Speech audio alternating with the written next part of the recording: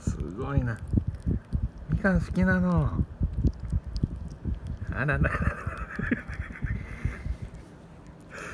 すごいね。鼻に入った？美味しいでしょ？鼻に入った。水っぽいからね、ちょっとね。鼻入った？何やってんの？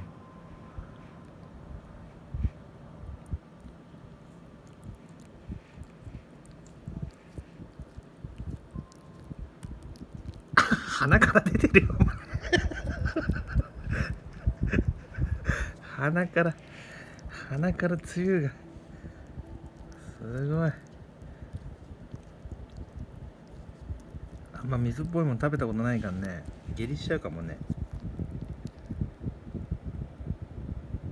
おいしい？おいしい？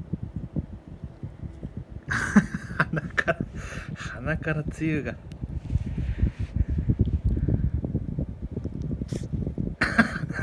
鼻に入っちゃって、これ鼻に入ってしみる？鼻からつゆ出てる。おいしい？鼻から水出して。よかったね。よかったね。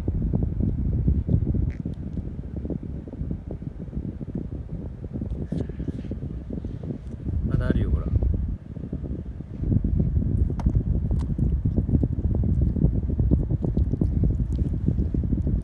あら、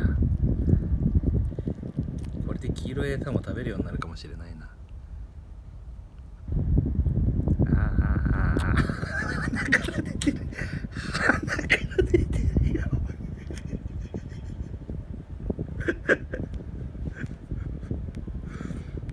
鼻から出ちゃってるよ。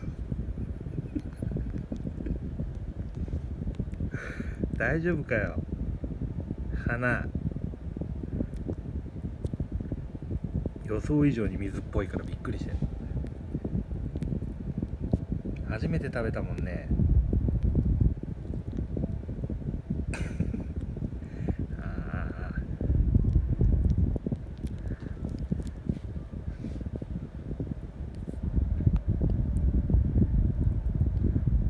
鼻痛い。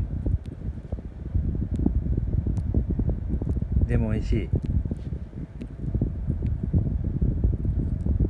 もっとゆっくり食べればいいんだよ。もういい？ご飯食べたんだもんね、さっき。